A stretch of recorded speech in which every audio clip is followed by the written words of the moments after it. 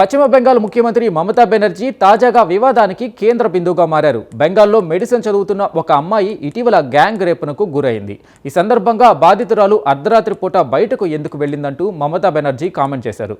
దీంతో వివాదం రాజుకుంది. అమ్మాయిలకు భద్రత కల్పించకుండా ఇవేం వ్యాఖ్యలంటూ మహిళా లోకం ఆమెపై మండిపడింది. కాగా మమతా బెనర్జీ వ్యవహరించిన తీరును కేంద్ర మంత్రి కిరణ్ రిజిజు కూడా దుయ్యబట్టారు.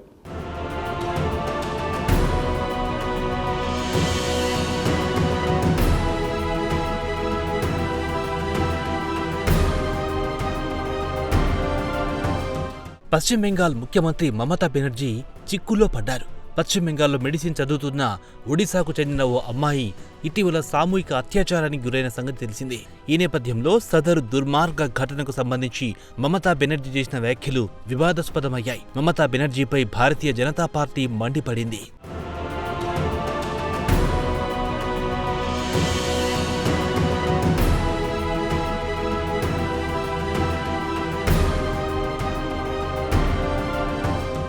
గ్యాంగ్ రేప్ ఘటన వెలుగు చూసిన తర్వాత ముఖ్యమంత్రి మమతా బెనర్జీ స్పందించారు. అయితే మెడికల్ కాలేజీలో చదువుతున్న అమ్మాయి అర్ధరాత్రి హాస్టల్ దాటి బయటికి ఎందుకొచ్చిందంటూ మమతా బెనర్జీ వ్యాఖ్యానించారు.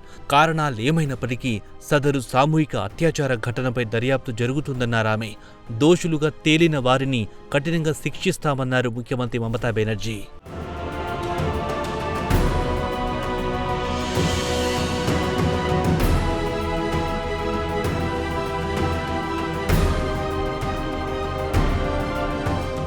కాగా బాధితురాలు అర్ధరాత్రి హాస్టల్ దాటి బయటికి ఎందుకొచ్చిందంటూ మమతా బెనర్జీ చేసిన వ్యాఖ్యలు వివాదాస్పదంగా మారాయి. ఈ నేపథ్యంలో మమతా బెనర్జీ వ్యవహరించిన తీరును కేంద్ర మంత్రి కిరణ్ రిజిజు ఖండించారు. బెంగాల్ మహిళలకు భద్రత కల్పించాల్సిన బాధ్యత మమతా బెనర్జీపై లేదా అని కిరణ్ రిజిజు సూటిగా ప్రశ్నించారు.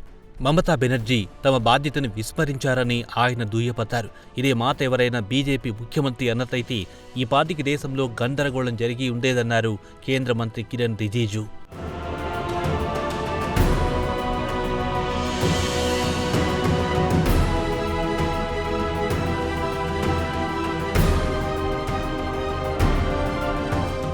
కాగా మమతా బెనర్జీ వ్యాఖ్యలపై ఒడిశా మహిళా కమిషన్ చైర్పర్సన్ శోభనా మెహంతి తీవ్రంగా మండిపడ్డారు. మహిళలకు భద్రత కల్పించకుండా రాత్రి బయటకు ఎందుకు వెళ్లొద్దంటూ ముఖ్యమంత్రి హోదాలో ఉన్న మహిళ ప్రశ్నలు సంధించడం ఏమాత్రం సమంజసం కాదని శోభనా మెహంతి మండిపడ్డారు.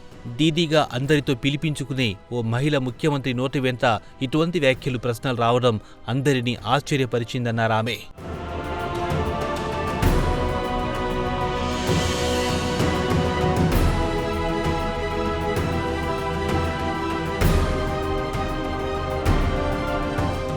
ఇదిలా ఉంటే పశ్చిమ బెంగాల్లోని మహిళలకు ఇదొక అవమానమని ఒడిశా ఉప ముఖ్యమంత్రి ప్రవతి పరీదా నిప్పులు చెరిగారు. బాధితురాలికి న్యాయం చేయకుండా లింగ ఆధారిత అసమానత్వాన్ని తీసుకురావడం ఏమాత్రం సమర్థనీయం కాదని ప్రవతి పరీదా పేర్కొన్నారు.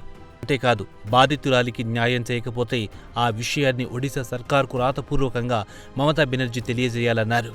అప్పుడు బాధితురాలికి న్యాయం జరిగేలా ఒడిశా సర్కారీ చర్యలు చేపడుతుందన్నారు ఉప ముఖ్యమంత్రి ప్రవతి పరీదా.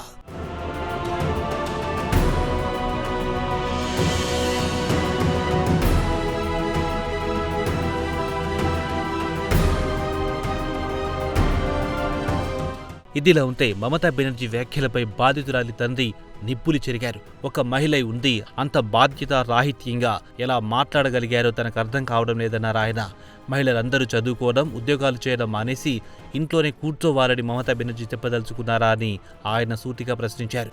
కాగా తమ బిడ్డను ఒడిశా మెడికల్ కాలేజీలో చేర్పించడానికి అనుమతి ఇవ్వాలని పశ్చిమ బెంగాల్ సర్కార్ను ఆయన కోరారు. ఈ మేరకు ఒడిశా ముఖ్యమంత్రి మోహన్ చరణ్తో తాను మాట్లాడినట్లు ఆయన వెల్లడించారు.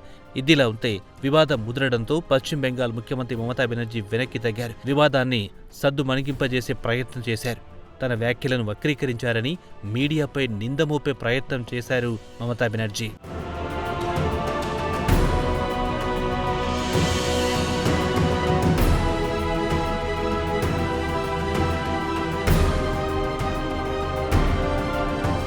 కాగా ఈ దారుణానికి సంబంధించిన వివరాలు ఇలా ఉన్నాయి. ఒడిశాలో బాలేశ్వర్ జిల్లాకు చెందిన ఓ అమ్మాయి పశ్చిమ బెంగాల్లోని దుర్గాపూర్లో మెడిసిన్ చదువుతోంది. ఇటీవల ఆ అమ్మాయి బయటికి వెళ్ళగా కొంతమంది దుండగులు ఆమెపై గ్యాంగ్ రేప్ నకు పాల్పడ్డారు. సమీపాన గల అడవుల్లో తీసుకెళ్లి ఈ అకృత్యానికి పాల్పడినట్టు పోలీసులు పేర్కొన్నారు. కాగా ఈ గ్యాంగ్ రేప్ నకు సంబంధించి తాజాగా 4 నిందితుల్ని పోలీసులు అరెస్ట్ చేశారు. ఏదేమైనా ఒక మహిళ ఉండి బాధితురాలి ఇమేజ్ డ్యామేజ్ అయ్యేలా మమతా బెనర్జీ కామెంట్స్ చేయడాన్ని సభ్య సమాజం తప్పుపట్టింది.